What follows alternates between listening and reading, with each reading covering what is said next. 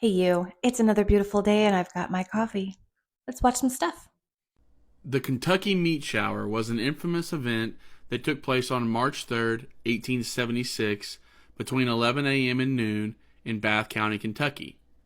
For as many as 10 minutes on this day, chunks of red meat, a couple inches in diameter, began falling from the sky in an area about the size of a football field. After the event, there were a flurry of theories as to how this meat shower took place. Initial analysis of the meat by scientists determined that it was lung tissue from either a horse or a human infant. Further testing revealed that not only were some of the pieces lung tissue, but they were pieces of muscle and cartilage that fell from the sky as well. Eventually, locals settled on the theory that the shower of meat had come from vultures that vomited it up.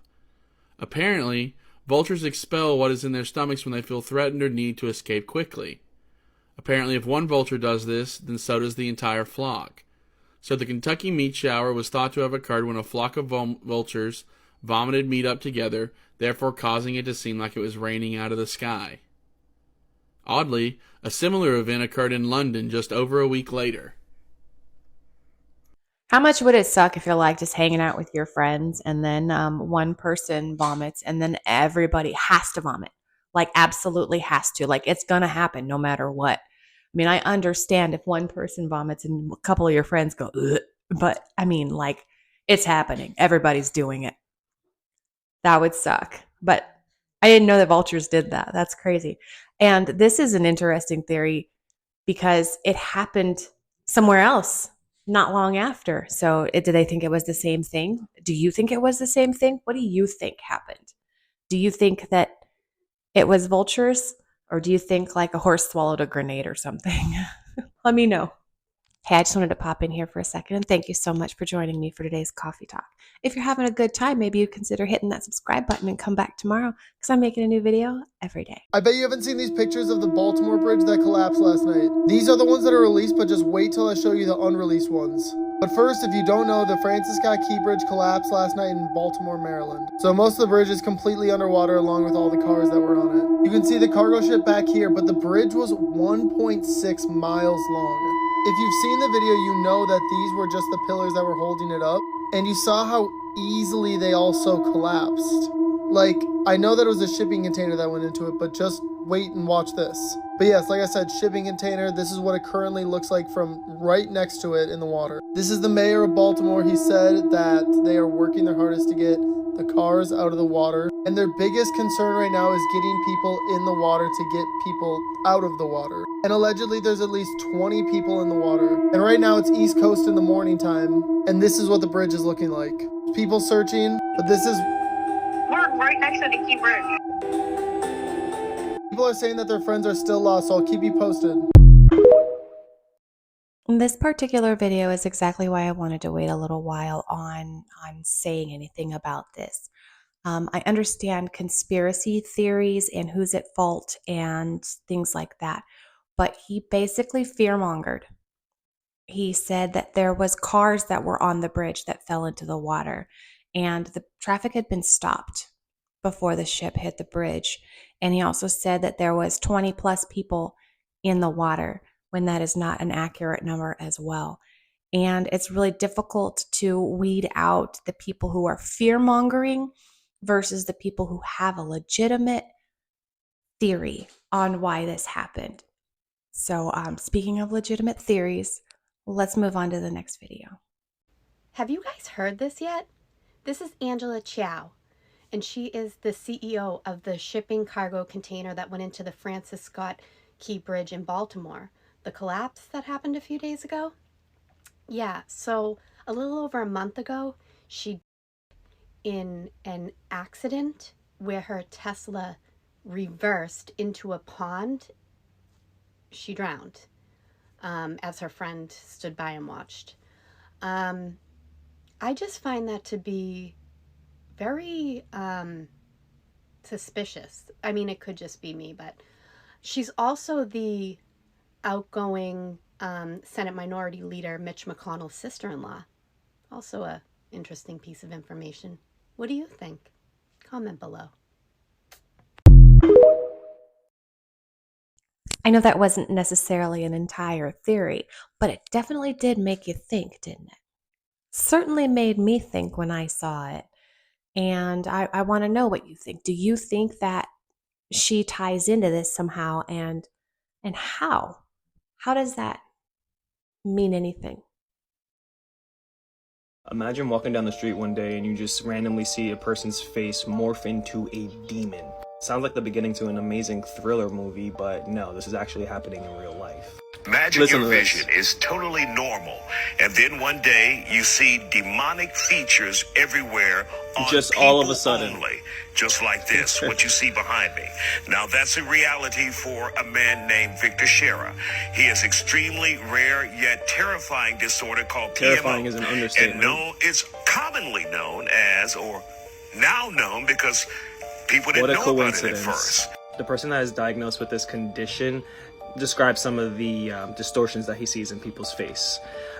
Stretched features on the face with deep grooves on the forehead, chin, and cheeks were present on every person's face he encountered, but he reported no distortions when looking at objects such as houses or cars. The researchers wrote in the findings. What a coincidence that it's only with human faces. Now, does this happen with pictures? Does this happen with video, dogs, like any sort of any other organic being or a picture of one? No, it's just strictly just human faces. Like, look at this. This is terrifying. And it's just a coincidence that with everything that is happening around in the world, with the new disclosures of aliens, what's going on with the eclipse that's going to be happening soon, all these movies that are coming out that are highly predictive programming, it just seems like they are just getting all their chess pieces in order on the board so that they can finally release the checkmate. Personally, I don't believe in demons, but I think this demon face thing is creepy. And he's right, how it's suddenly coming out as something that's a thing, right? Along with all of this alien information and these narratives that we're supposed to be following, right? So that they can get their chess pieces in a row. I guess it's supposed to have something to do with our fake alien invasion that's supposed to happen this year. I'm looking forward to it. This is not an ordinary eclipse. There have been reports of government officials and news stations telling us to stock up on food and water. The question is, why would a solar eclipse cause me to need 3 days of food and water? I believe that our government officials know more than what they're saying. Could it be perhaps that they're preparing for the solar eclipse to cause a Carrington event? The Carrington event happened in 1859 due to a solar storm interacting with the Earth's magnetic core. Researchers predict that if another Carrington event were to happen, it would affect satellites, communication networks, and our power grid, which would explain the need to stock up for 3 days of food and water. Could this be a sign letting us know that they aren't sure if this event will actually cause a solar storm or not? Could this be their way of telling us prepare just in case? Or is this message just a way to say, I told you so, I told you it could happen when it does happen? So I'm going to be one of those people that's going to have I told you so told to them. Yeah, that made sense. I don't believe this is going to be an issue. What's happening is in that path that we've been talking about for the last week, everybody's going there. Everybody's going to go there because they want to see it and they want to be part of it. And it's history and it's at the end of a weekend. It's on a Monday. So people are taking the weekend off and they're going to go and be tourists in those areas. So the people who live in that area, if you live in that band, go get your food, get your water, because on Friday, your town is going to be inundated with a lot of people who are there to see the eclipse on Monday. And they're hanging out all weekend. So you want to make sure you have your stuff. And now, on Tuesday, be my guest. Tell me I told you so. CIA doesn't want you to know that this island exists. It's called Diego Garcia, and it is located in the Indian Ocean. In 2008, Time magazine published an article about the island of Diego Garcia stating that it is where the CIA takes all its detainees to torture them. But they also believe that the CIA conducts experiments beneath this island. Have you heard about the Malaysia Airlines flight MH370 that disappeared? In reality, this flight may not have vanished. It landed there, and they abducted the people from the plane and subjected them to torture. The reason we might think this is because there was an IBM employee on the plane who posted a photo 10 days after the plane's disappearance. The photo showed what looked like some sort of experimental room. And if you look at the geographic coordinates of the photo, it matches this island close. So what if I told you? I don't know how comfortable I am with that theory. Just a whole plane full of people taken to this island to be tortured by our government? For why? Here's what really happened to Malaysia Flight 370. After they lose contact with 370 in the Indian Ocean up here, they supposedly went south. And here's where the conspiracies start. I heard an awesome one in my comments that I haven't been able to find online or anything. This person claims the Malaysia underworld was in on it along with the president because they knew there was hundreds of millions in gold and diamonds on board. It is believed that these riches were headed for Amsterdam and that the pilot was in on it because Malaysia has a law the pilot must know his cargo. So Zahri Ahmed Shah would take the plane up to 45,000 feet for 15 minutes, all passengers. Then he went and landed on an airstrip on a remote island. 777 Boeings are known to be smaller, so they could do this. They then buried the plane with dozers and the runway, and the bodies of the passengers as well. And this makes sense because over 20 families said their relatives' phones rang for over 5 days after it disappeared. These are just my opinions based on the information, not true fact. This one's a little less bad. I mean, the people still don't make it. But the family, I never heard that the family was calling and was still getting through 5 days later. And that kind of would fit if everything was just buried. They're just like, friggin', bury it right there. But that's an interesting theory. I'd never heard that one before. Still crazy. Still crazy. This was another one of the false claims that the corridor crew guy Nico made, saying there was no parallax. There actually is proven parallax that you see here. So that's pretty incredible here that when you see this. Now let's watch it again. We see our orbs. We see them spinning. Look at this there's definitely purpose here. We can see this mouse here moving around. And now the orientation changes, like they're getting ready for something here. It changes right here and they go vertical. And now they're spinning vertically at an angle. And our drone is somewhere right off the screen over here. Now here it comes. The zap. You see that illumination? Accurately illuminate the clouds. We think that's explained by the particles in the area becoming energized. The leaker moves the video over to the right. Again, we think this is like a Google Earth video playback. And then they close the screen recording. They just close out the screen recording. Now let's look at the other one. Now here's the thermal. So now we're looking at it from the other angle. So that first one was from outer space, looking down, not looking up. And this one now is at a side angle with this MQ-1C. We can see the drone. I mean, we can see it. We can see this high quality clouds as well. We can tell somebody's manually tracking it. We can see the smoke. We can see the orbs show up. And here you can see these orbs are perfectly spherical. It's not a metal ball. This is some kind of field around something much smaller. We see these lines in front of it. These lines are in front of the orbs. They're pulling the orbs forward almost, right? Or better explanations, they're creating their own gravity, their own geodesics. You can see the heat signature on the orbs spinning around on their axis. We can see it goes out of field. So like, this is one of the pieces of evidence too that it's real as well. Is if this was fake, you're going to keep the plane in focus. You're not going to have the plane go out of focus. This is because somebody's manually tracking it. They're not using automatic tracking. Then they zoom in. They want to get a really good, clear shot. And then right before the zap, they zoom out because they know exactly what's about to happen. And then right here, you're going to see these orbs, the monopoles are going to turn towards the middle, and the orbs are going to converge on the plane. And then the zap happens. So if you fake this, you have to have a better understanding of physics than the experts. Because I've got experts telling me this is exactly what this kind of thing should look like. So some kind of faker is like a master PhD of physics and mathematics to create these perfect patterns. Look at that. You see that? Watch the super, super slow-mo here.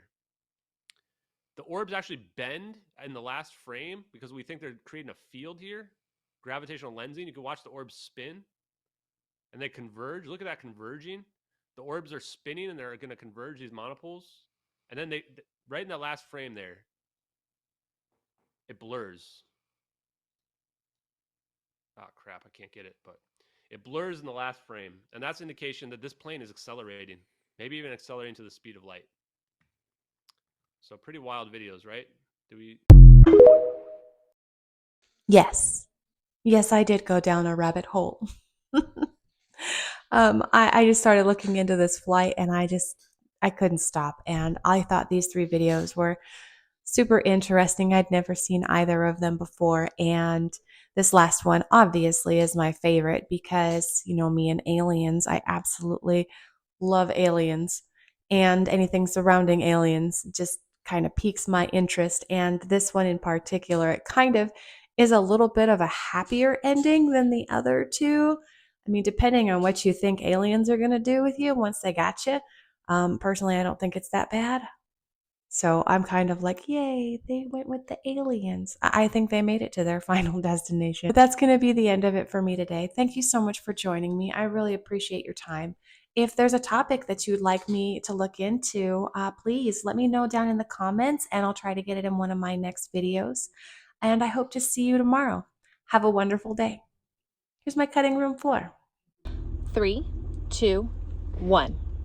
I know you're going to be surprised, but I hadn't heard of this before. That's creepy. I wonder if there was like a horse that landed on like a landmine or something. How would that have anything to do with it? I should probably watch it better, especially with this alien invasion we're supposed to have this year. Still waiting for it. So I am so anti this is going to be something big. Here's what's going to happen.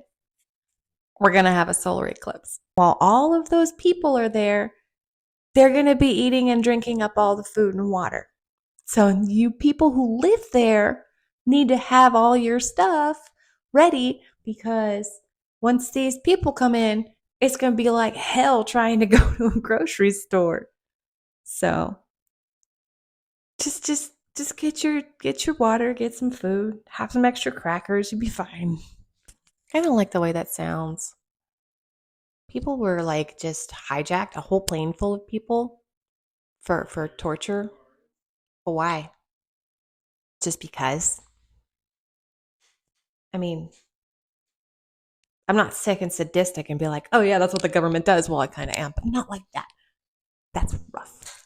That's a little less bad. That's a little less bad. It's still bad. Why, yes. Yes, I have gone down a rabbit hole.